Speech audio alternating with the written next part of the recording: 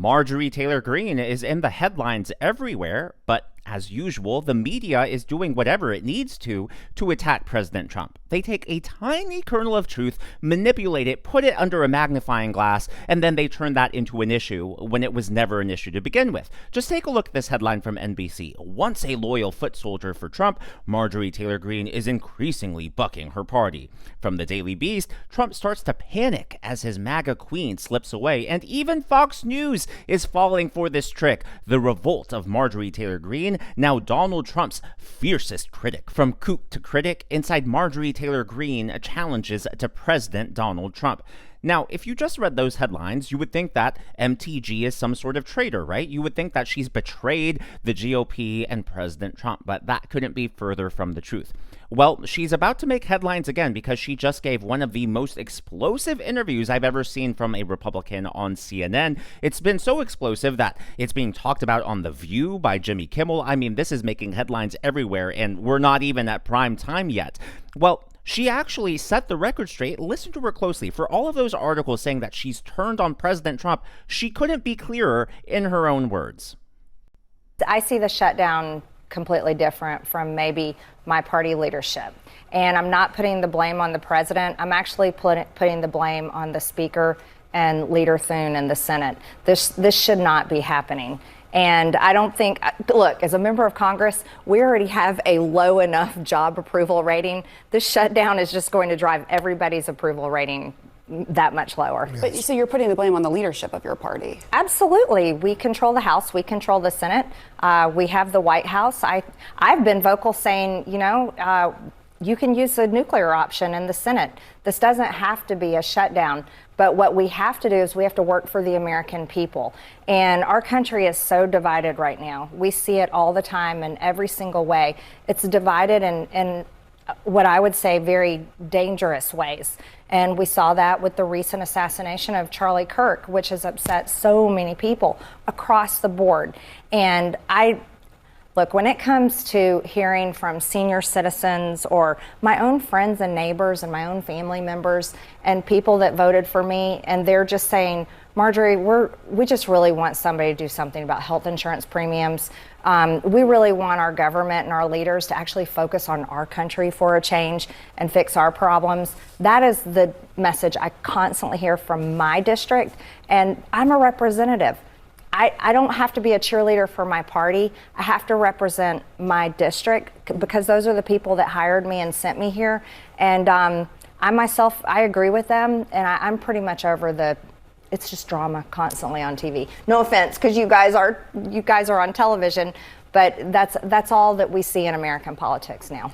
I think she made a lot of sense there. And look, she is right. She is there to represent people in her district. And guess what? If people in her district don't like what she's saying, if they don't like what she's doing, they can fire her. They can elect someone else. So, it sometimes bothers me when we view politics only from a national level and we start judging Congress people when all they're doing is, they're not there to represent the GOP as a whole. They're not there to serve whoever happens to be president at the time. They're there truly. They're supposed to represent us. That is what the founding fathers intended, and guess what? That is also in the Constitution. Now, we're going to get into the shutdown later on in the video, but a lot of her comments here were about the economy, about healthcare. Now, you heard her mention that she gets a ton of calls about how healthcare insurance premiums are too high. And unfortunately, it's not just the ACA, it's not just Obamacare, but it's Medicare as well. In fact, it was just revealed that Medicare premiums are set to skyrocket next year. All of this while benefits are expected to shrink. Look, if you're a senior watching this channel, I know you are bombarded right now with unsolicited spam about Medicare. It's overwhelming and it's frustrating and it's tempting to just ignore it and stick with the plan you're already on. I get it. But if you don't review your options, you might find out next year that you're overpaying for a plan that no longer covers your doctor, no longer covers the prescription you're on. And that's why you need to explore everything, and that's why I've partnered with Chapter. You need honest, ethical, unbiased help. These phone calls take take less than 20 minutes. They are absolutely free. They review every single plan to make sure that you're on the right one for you. If you're already on the right plan, they'll tell you that, and hey, you'll just have peace of mind. The average senior saves $1,000 per year, so don't wait until the last minute. Call 321-358-2297. It's totally free, and in less than 20 minutes, you can enjoy the rest of your fall without this stress hanging over your head. Well, healthcare and the economy was a huge topic of conversation during this interview, and Marjorie Taylor Greene really doubled down on that. Hearing from my constituents, it's great. We track all the calls that come into my office. About 60% of the calls coming in right now are calls of support and saying, yes, health insurance is a crisis. They're telling us stories about how they're already paying $2,000 a month with $10,000 deductibles. I'm getting phone calls from people that are saying if the ACA tax credits expire, they aren't going to be able to have health insurance. They're going to have to drop it. But I'm hearing from people on both sides, people already on the ACA and people that are already getting crushed by high health insurance premiums.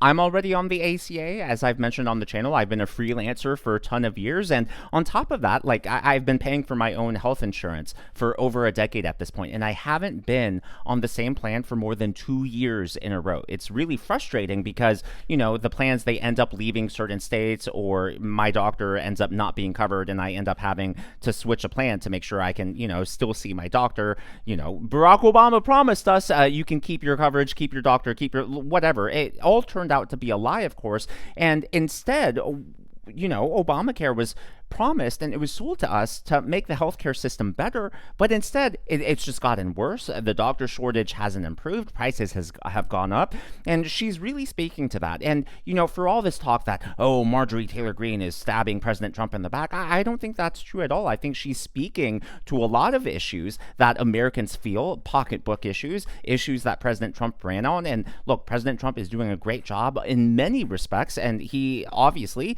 has cleaned up the border. He's working on crime. But, you know, while he's focused on those things, I appreciate that there is someone like MTG out there still talking about the issue. Yes, President Trump is doing whatever he can to turn around the mess that Joe Biden and the Democrats got us into, but the Republicans still need to work on messaging, because you can't solve those sort of problems overnight. And unfortunately, you know, there is some bad news, according to Moody's. Moody's, by the way, very trusted.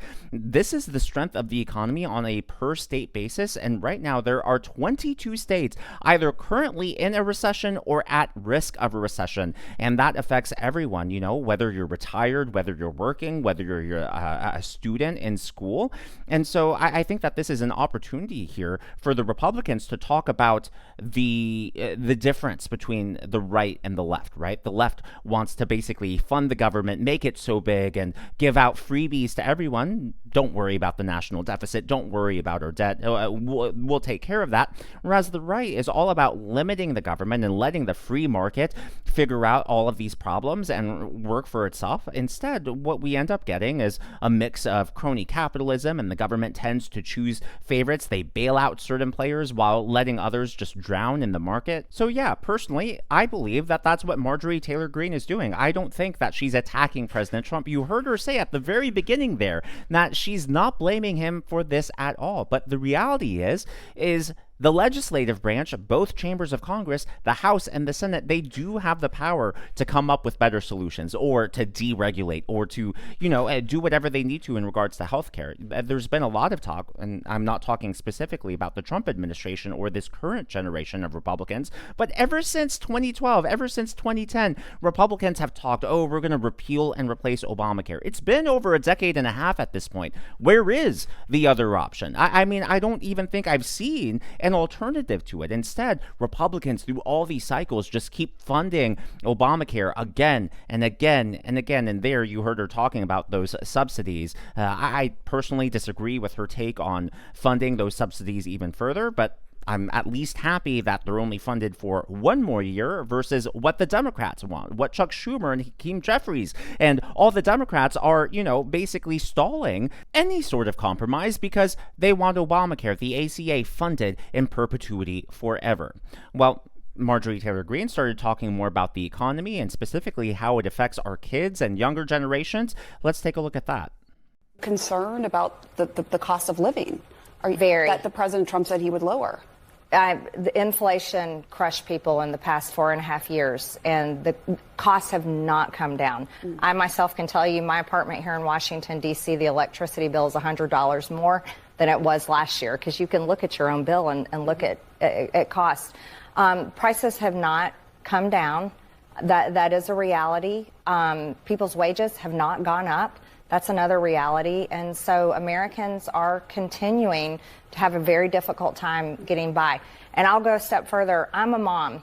And so when it comes to what is affecting my adult children's lives, who are 22, 26, and 28, I'm going to be 1,000% fighting for them over any politician and any party. And I can tell you right now, that generation, they are barely making it, and they're very hopeless for their future. So you're a mom first, a politician.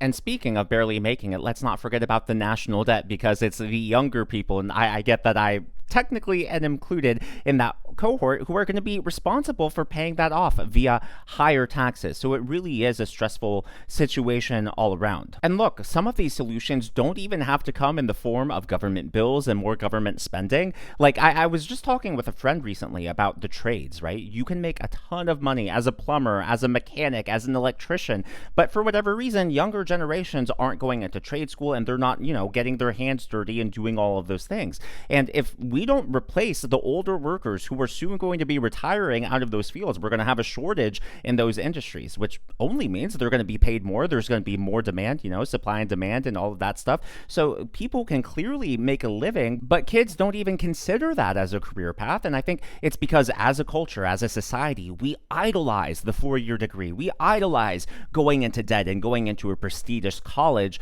for that piece of paper. And so I think that we as a party, as a country, as leaders, can do a better job of saying, hey, you can make a living in all sorts of ways. You can get your hands dirty, put in some elbow grease, and really make a respectable living. And I think it's really something to consider, especially right now with the rise of AI all around us. I think AI is obviously only going to continue to get better, and it's going to eliminate a lot of jobs, especially those who do tasks that, quite frankly, can be automated or put into these computer systems. Well, she touched on a subject that is very touchy for a lot of Republicans, which is the release of the Epstein files. And a lot of Democrats claim that, this is why the Republicans shut down the government. Marjorie Taylor Greene touched on that a little bit. This was one of the more interesting portions of the interview.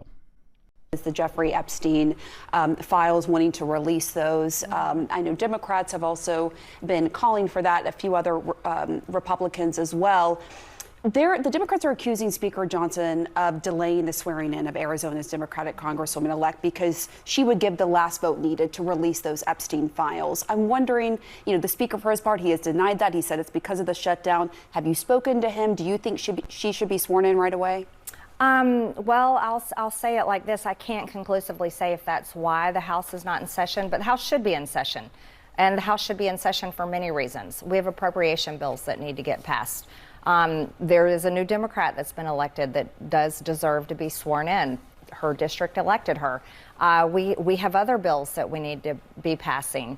And if it's to avoid the discharge petition, why drag this out? That is going to have 218 signatures. And so I say go ahead and do it and get it over with. Mm-hmm. The fact that she said, I can't conclusively say that that's the reason, makes it sound like she definitely believes that it is. Well, one of her last takes was on her predictions for the midterms next year.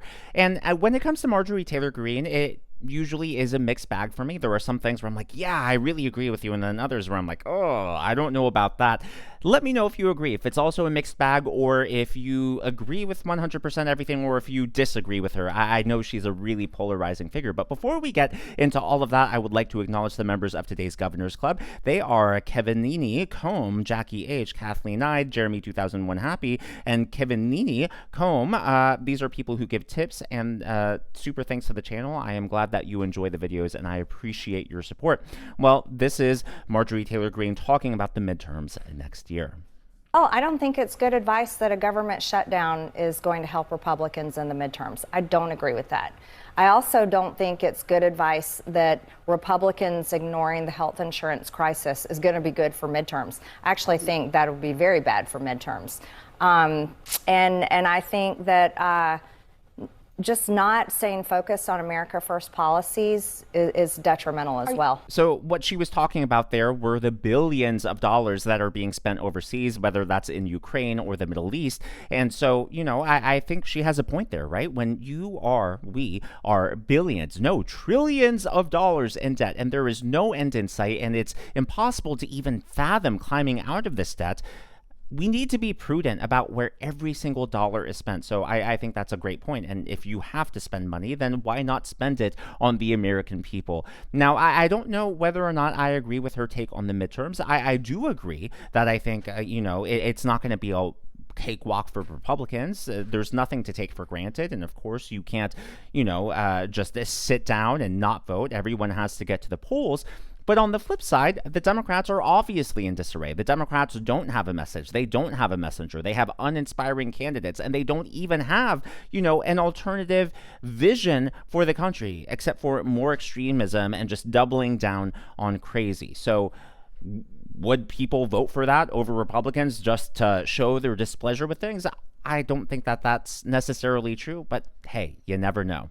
As always, though, all of that is just my analysis and commentary. That is what's going on in the world of politics from my point of view, and I would love to hear from you. So, did you find yourself agreeing with Marjorie Taylor Greene, disagreeing, or like me, was it also a mixed bag where there's some things where you're like, oh, you are spot on, and then other things where you're like, oh, I don't know about that, sister. Let me know your review of this performance on CNN. I am sure, actually, it already is making a lot of headlines. Just like those headlines I showed at the very beginning of the video, this interview is already beginning to go viral, so I'm sure we'll hear a lot more about this. If you haven't already, please be sure to leave me a thumbs up. I know it's a simple thing to ask for, but it really does help me reach more viewers like you in the algorithm. Be sure to smash that subscribe button and to check out one of these videos.